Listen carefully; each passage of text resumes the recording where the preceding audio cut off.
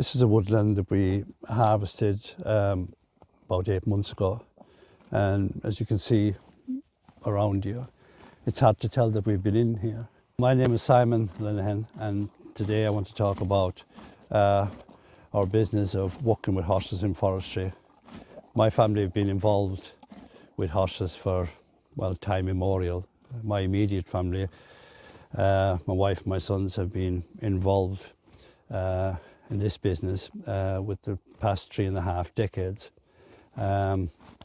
During that time we've harvested thousands of tons of timber from sensitive sites all over the country. I'm under no illusion of the disadvantages of using horses and the production, but that's far outweighed by the actual benefits of the horse in the forest, from everything from ground scarification to selective thinning.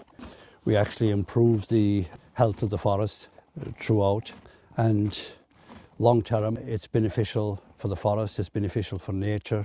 And you know, I honestly believe that there is no other harvesting system available today that can compete with horses on sensitive sites, especially sensitive sites, you know, next to rivers, next to lakes, next to our feeder streams, you know, which are, you know, most are devoid of migratory fish at the moment. And you know, the wildlife actually within the forest, we know with what we do, we're actually protecting the wildlife within the woods. Many years ago we had someone that walked past and walking in a really remote woodland, and there was some red deer and squirrels and what have you, and the horses were walking in harmony with nature. And the guy just turned around and says it fits. And we didn't really understand what he meant at the time, but yeah, when we thought about it, yeah, it does fit.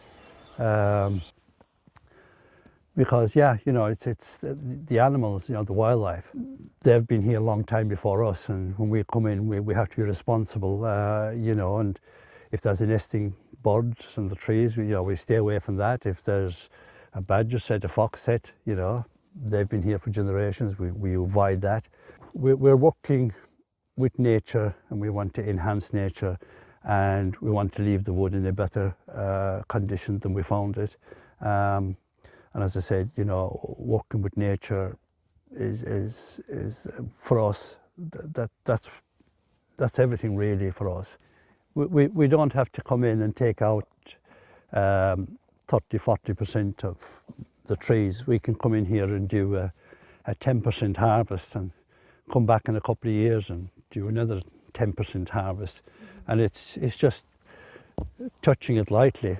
I'm well aware that 90% of timber harvesting can be successfully carried out using modern day machines. In fact, I've worked in conjunction with mechanisation over many years, very successfully, extracting timber from sensitive sites to a hard standing or to a forestry track for secondary extraction afterwards. It's just that I don't agree with timber harvesting with large-scale mechanisation on sensitive sites. And while the forestry department will tell you they've got machines that are suitable for working on sensitive sites, truth is it's basically smaller machines. But that argument is kind of lost. If it's big timber, it equals big machines and it equals catastrophic damage. And there's no actual cost being put on the damage caused or the long-term effects. And it's been almost, you know, that there's nothing to answer for. It's almost a free hit. And we need to get back to, you know, take a step backwards and, you know, start managing, especially sensitive sites, and start managing them properly again. A huge advantage of using the horse is the selective thinning.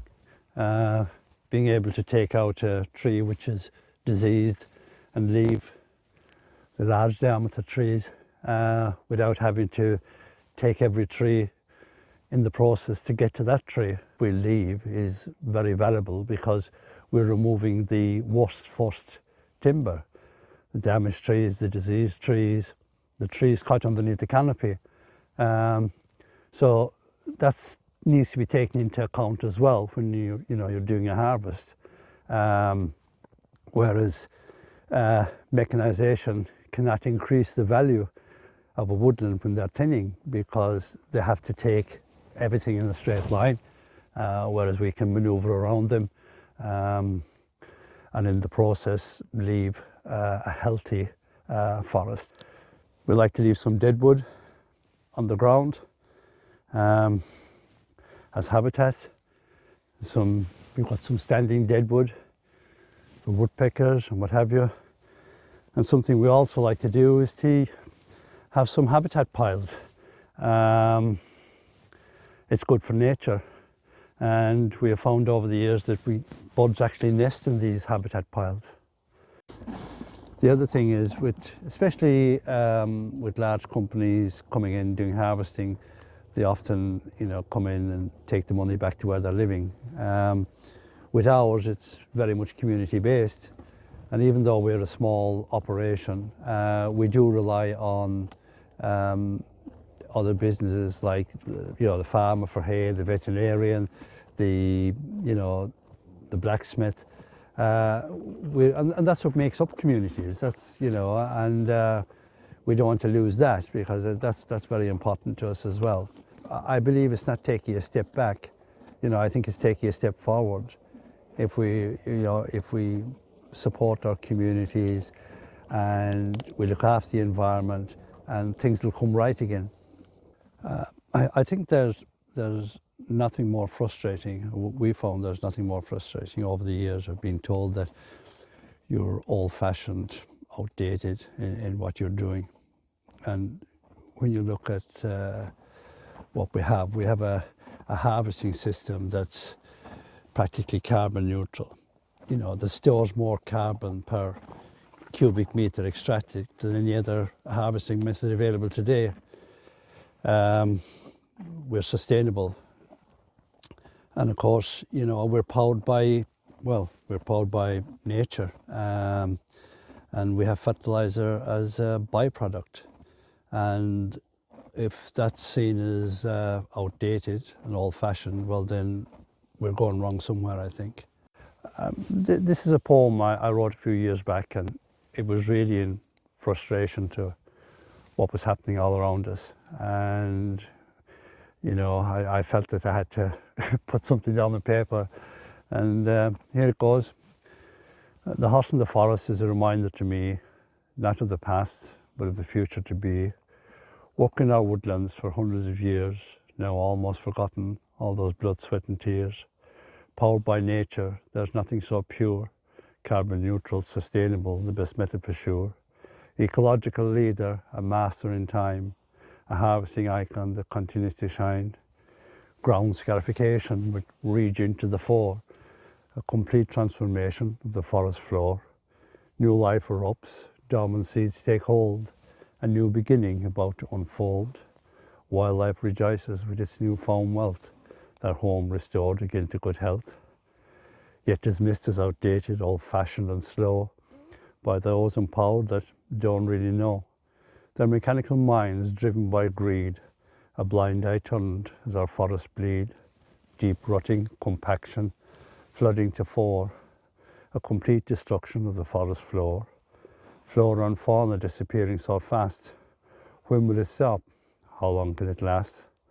Those in authority need to stand tall and stop this destruction once and for all, and lay a foundation for years to come that protects our forests for everyone.